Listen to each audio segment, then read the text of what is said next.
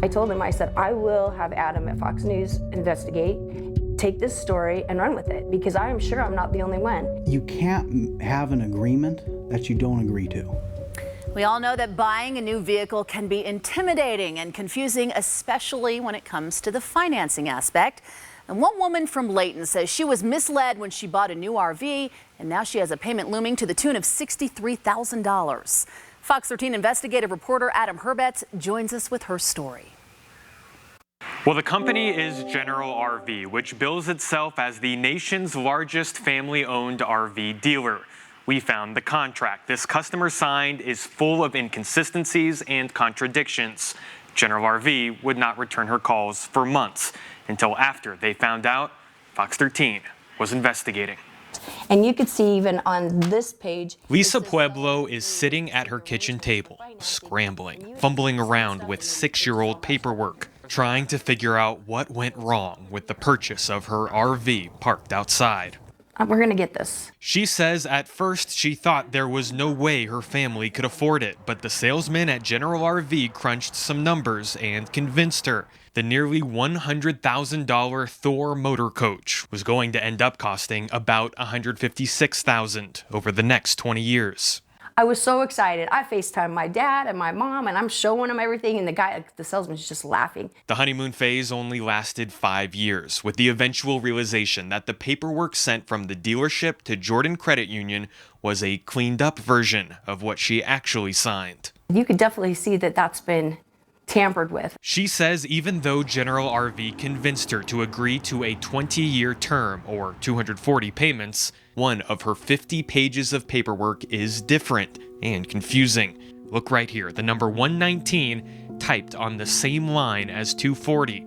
That's 10 years, not 20, with a big balloon payment due in 2025. I would have walked away. There is no way I can come up with $63,000. It says 240 months. Everything on here says 240 months. I don't know how they've done it, but everything on everything says 240, other than where it's been typed over that 119. When Fox 13 looked at the other price figures on the same sheet of crossed out paperwork, it is clear that the math was designed for what Lisa had in mind, a 20-year loan.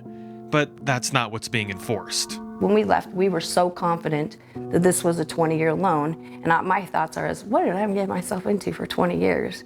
My initial reaction is there's a lot of smoke here. There's probably some fire. Stephen Whiting is a neutral third-party attorney, not affiliated with this case. I've had a chance to take a look at the documents. I see the 240 all over these documents. It's not like we're talking about, hey, maybe there's one typo. It's pretty clear in looking at them that the number 240 was meant to be used. It looks to me like it was changed after the fact.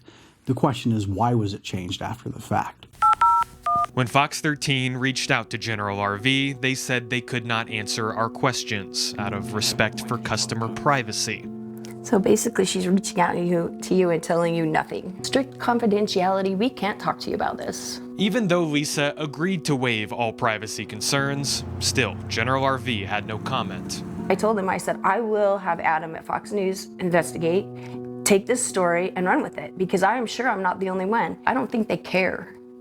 I think they're so big that they don't care. The parties have to agree to the terms. If someone is changing the terms, that makes it very difficult for another party to agree to them, particularly if they don't even know about the changes. Now Lisa is looking for creative ways to make money, even though she feels like she's paying for someone else's mistake.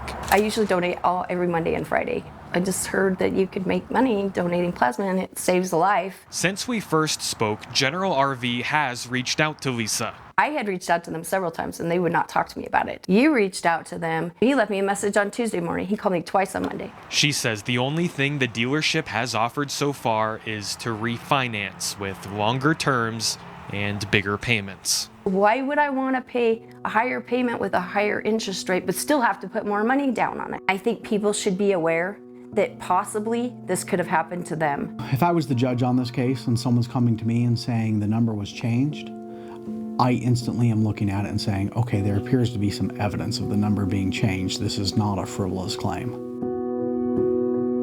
Stephen Whiting, the contract attorney, says he recommends both sides speak to a lawyer.